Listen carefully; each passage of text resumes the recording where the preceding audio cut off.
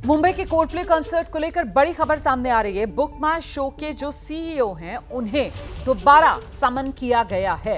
Mumbai police की जो EOW wing है उसने समन भेजा है। इकोनॉमिक ऑफेंस विंग मुंबई की और उसी की तरफ से ये समन भेजा गया है। दोबारा ये समन भेजा गया है। पुलिस के सामने पहले पेश नहीं हुए सीईओ आशीष हेमरजानी राजनेताओं से हालांकि मिल रहे हैं।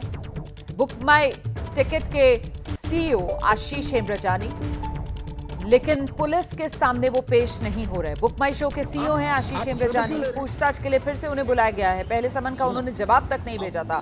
कॉन्सर्ट के टिकटों की कालाबाजारी का ये पूरा मामला जो अब गरमाया हुआ है। सुनो ना, आप को मिलना है। एक मिनट, आप फोटो क्यों ले रहे हैं? तो ये आप देख रहे हैं तस्वीरें, ये आशीष हेमरजानी की तस्वीरें हैं। बुक माई शो के सीईओ हैं वो। आप फोटो क्यों ले रहे हैं? राजनेताओं से वो मुलाकात कर रहे हैं और जहां उन्हें समन किया जा रहा है मुंबई पुलिस के सामने वो पहुंच नहीं रहे। तो ताजा मामला है वो मुंबई पुलिस की जो इकोनॉमिक ऑफेंस विंग है उसकी तरफ से उन्हें समन किया गया है। और ये दूसरी बार है जब पुलिस ने तलब किया है आशीष हेमरजानी को। इससे पहले जब उन्हें समन किया गया तो वो पहुंचे नहीं पुलिस के सवालों का जवाब देने के लिए। उनकी तरफ से कोई वजह भी नहीं बताई गई कि आखिरकार वो क्यों नहीं पहुंच रहे हैं। और ऐसे में अब दोबारा समन किया गया है बुक माई शो के सीईओ आशीष हेमरजानी को। एक मिनट, आप फोटो क्यों ले रहे हैं? सुनो ना, आप को मिलना है। एक मिनट, आप फोटो क्यों ले रहे हैं? सुनो ना, आप को मिलना है। एक मिनट, आप फोटो क्यों ले रहे हैं? सुनो ना। और आइए सीधे आपको लेकर चलते हैं। हमारे साथ हमारे सहयोगी गणेश ठाकुर इस समय मौजूद हैं। गणेश, ये आशीष हेमरजानी की तस्वीरें भी आई हैं। एबीपी न्यूज पर हम एक्सक्लूसिव दर्शकों को तस्वीरें दिखा रहे हैं।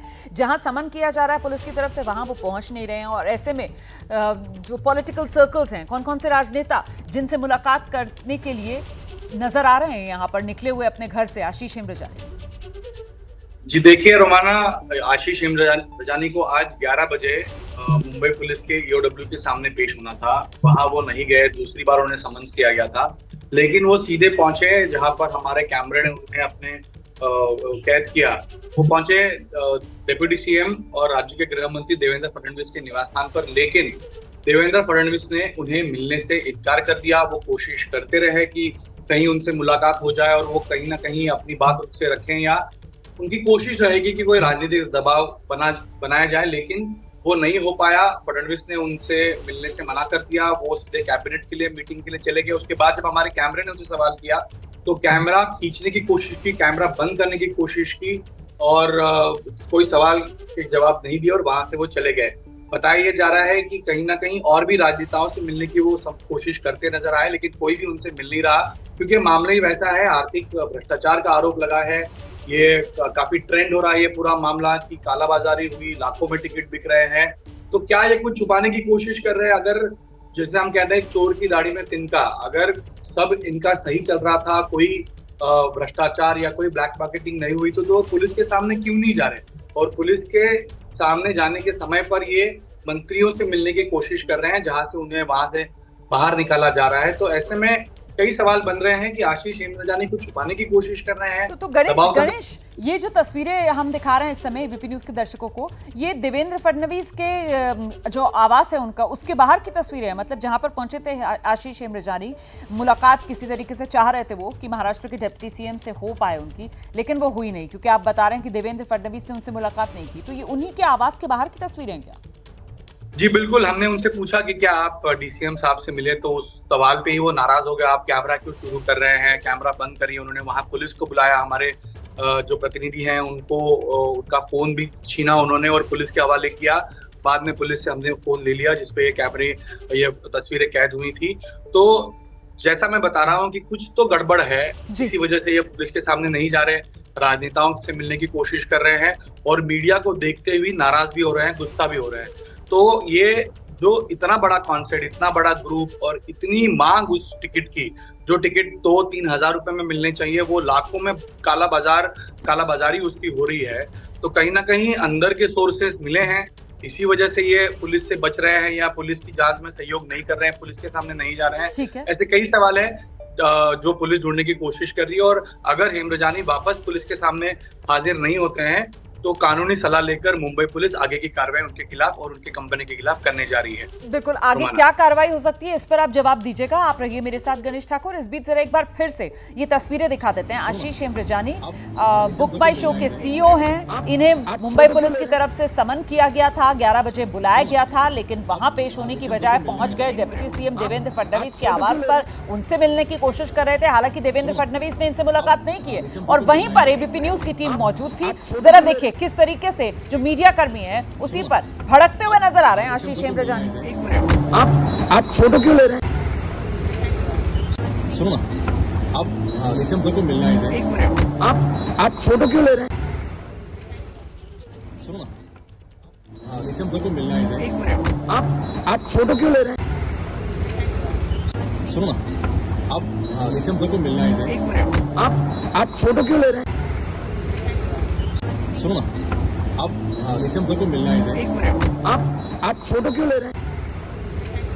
और इस बीच आपको बता देते हैं कोल्ड प्ले कॉन्सर्ट की टिकटों को लेकर विवाद जो है वो लगातार बढ़ रहा है। मीडिया पर ये भड़कते हुए नजर आ रहे हैं बुक माई शो के सीईओ आशीष हेमरजानी। कॉन्सर्ट की हजारों की टिकट लाखों में जो बिक रही है उसी को लेकर ये मामला जो नजरों में आया। कॉन्सर्ट की टिकटों में कालाबाजारी का आरोप लगा। पुलिस के सामने आज पेश होना था, हुए नहीं आशीष हेमरजानी। अब तक 2 बार उन्हें समन भेजा जा चुका है। एबीपी न्यूज के सवालों से बचकर आशीष हेमरजानी निकलने की कोशिश में नजर आए। गणेश ठाकुर लगातार हमारे साथ बने हुए हैं। गणेश, ऐसे में अब सवाल ये बनता है कि आखिरकार 2 बार पुलिस के समन को इस तरीके से जो नजरअंदाज किया गया है आशीष हेमरजानी की तरफ से, अब मुंबई पुलिस की तरफ से अगला कदम क्या हो सकता है? जी देखिए, जैसे मैंने कहा कि एक और समन्स भेजा जाएगा, शायद वो कल का ही समन होगा। कल को अगर आज नहीं आते हैं, वो 11 बजे आना था, अब तक तो नहीं आए हैं। अगर आज नहीं आते हैं और कल वापस पुलिस उन्हें समन करेगी कल के लिए, उसके बाद अगर वो नहीं आते हैं तो कानूनन उस पर कार्रवाई करने की जहाँ बात मुंबई पुलिस कर रही है कि हम सलाह लेंगे और उसके आधार पर आगे की कार्रवाई करेंगे। तो माना महत्वपूर्ण जानकारी आप दे रहे हैं। और कुल मिलाकर ये मामला आखिरकार इतना गरमाया क्यों? ये कोल्ड प्ले का जो कॉन्सर्ट होना है, इसकी टिकटों में कालाबाजारी, ये संदेह के घेरे में कैसे पूरा का पूरा मामला आया, जिसके बाद बुक माई शो के सीईओ को वो पहला समन, फिर दूसरा समन और अब नौबत यहां तक पहुंच गई है। गणेश जी बिल्कुल, देखिए कोल्ड प्ले ये यूके का एक बहुत बड़ा बैंड है जिसकी भारत में बहुत क्रेज है। तो जैसे ही पिछले रविवार को इसका टिकट विंडो ओपन हुआ, टिकट विंडो इसी बुक माई शो पोर्टल से होना था, तो टिकट विंडो जब ओपन हुआ तो कुछ समय में ही, कुछ मिनटों में ही सारे टिकट सोल्ड आउट हो गए। कई लोग जो ऑनलाइन लॉगिन करके बैठे थे वो तो क्यू में चले गए। कुछ मिनटों में ही आपका वेटिंग क्यू 1 लाख के ऊपर चला गया और किसी ज्यादा लोगों को टिकट नहीं मिल पाए, तो लोग डिसअपॉइंट थे कि आखिर ऐसे कैसे हो गया। लेकिन उसके तुरंत बाद शाम में पता चला कि कई लोगों के पास टिकट है और उसकी ब्लैक मार्केटिंग हो रही है। डार्क वेब पर लोग टिकट बेच रहे हैं, लाखों में बेच रहे हैं। ऑनलाइन भी लोग कुछ टिकट बेच रहे हैं जो लाखों में बेच रहे हैं। जिस टिकट की कीमत 3000, 6000, 5000, 11000, 15000 है, उन टिकटों को 5 लाख, 2 लाख, 5 लाख, 10 लाख में बेचा जा रहा था। तो ऐसे में लोग समझ नहीं पा रहे थे कि इनको टिकट मिल सकता है कालाबाजारी करने के लिए, तो हमें क्यों नहीं। और कुछ ही मिनटों में सारे टिकट सोल्ड आउट कैसे होते हैं। लोगों ने तो मीम्स भी बनाए थे कि IRCTC की वेबसाइट में भी आपको टिकट मिल जाएगा रेलवे का, वहां टाउट्स होते हैं, लेकिन बुक माई शो में कोल्ड प्ले का टिकट नहीं मिलेगा। तो ये बहुत ट्रेंड हुआ, ये पूरा मामला सोशल मीडिया पर खासतौर पर युवाओं में काफी ट्रेंड हुआ, काफी गुस्सा था ये मामला। उसके बाद कोर्ट पहुंचा, कोर्ट के बाद ये